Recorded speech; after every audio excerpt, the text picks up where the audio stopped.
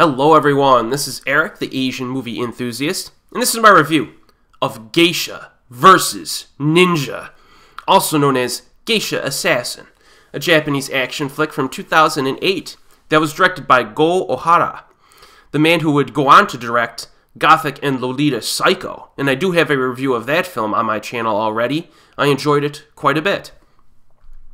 So Geisha vs. Ninja follows the story of Kotono, played by newcomer Minami Tsukui, a beautiful geisha who inherits a secretly guarded sword and uses it to pursue Hyoe, the man who killed her father. Throughout her quest to face off against him, Kotono battles Japan's most notorious ninja and assassins. Now, back in the day, I blind bought the DVD of Geisha vs. Ninja and was a little apprehensive about it. It looked like a B movie that could be good or could be a total disaster. It's pretty low budget stuff here. But, first and foremost, the low budget B grade action flicks out there have inherent limitations, right? That could leave the final product rather wanting. Creating a competent action scene with no-name actors, or mostly no-name actors, and little money is really tough, right?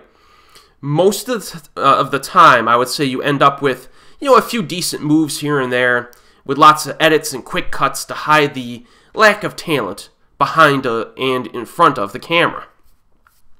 Now, Gothic and Lolita Psycho did not come out until 2010. So, when I was getting ready to watch Geisha vs. Ninja back in 2008, I only had a little bit to go on. And they advertised this as the people behind the action in Death Trance from 2005 and Onichimbara from 2008, earlier 2008. And I was a little confused because Death Trance, pretty cool movie. If you've never seen Death Trance, I thought it was a pretty neat little flick. And Onichimbara was pretty bad. So I was like, what am I going to get here? But most fortunately, Geisha vs. Ninja is pretty entertaining. This has a number of nicely executed fight scenes, fisticuffs, sword fights. They use some wide camera shots, and they show multiple attacks and counterattacks in the same shot from the actors, which is pretty impressive. And it must have required quite a bit of physical practice and rehearsals off camera. The best example of this is about a half an hour into the movie when the geisha fights this big monk dude. And that fight's it's legitimately good. It's a good flick in that regard. And even if you compare it to movies with big budgets, it's they did really well here. And each fight is a little bit different. There's no repetition really at all in the fighting, which I appreciated. And then there's a fight against an old demon man in high grass.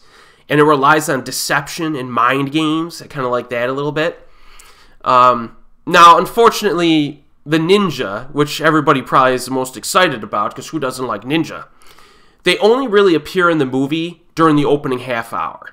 And then they disappear, really, for the remainder of the film, because the scriptwriters wanted to keep things fresh by substituting in other bad guys like monks, demons, tribal women, samurai, which are entertaining in their own right. But if you're expecting just loads of ninja being thrown at this geisha for her to kill throughout the entire film, you're not going to get that, all right? When the ninja do show up, they're pretty cool. They do some crazy maneuvers and stuff, so they were fun to watch. But yeah, you can't go in expecting a ninja extravaganza in this one. The geisha aspect of the film also kind of drops off after the opening half hour when the lead protagonist does not really exhibit any geisha-like performances or anything later on. But these are kind of minor quibbles, in my opinion. I just don't go in expecting a geisha versus hundreds of ninja. One other aspect that could distract are the sword clashing sound effects. The stock clashes of sword sound effects. They use that a lot in this. And sometimes the sound does not perfectly match up with the clashing of the swords, if you really pay attention. And sometimes the swords are missed once in a while from wide angles. But it is a little bit noticeable. The other thing is that the best fights in the movie are kind of in the middle, which I don't really agree with action films. Usually you want the best fight at the end, which is not really the case here. But even with some of those flaws, I think most people who watch Geisha versus Ninja will be pleasantly surprised with the quality of the fighting that is in this.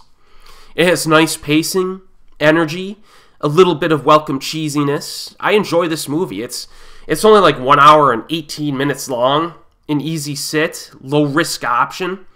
And if you're a fan of like the lower budget side of like, you know, action movies, it's pretty interesting to watch this one. I think they did a good job.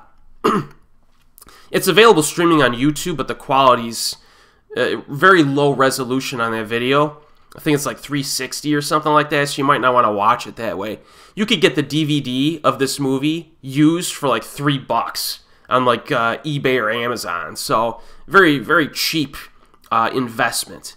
And maybe watch the trailer or something, see if you'll dig it. But yeah, I moderately recommend this one. It's a pretty good flick. And as always, I'll see you next time.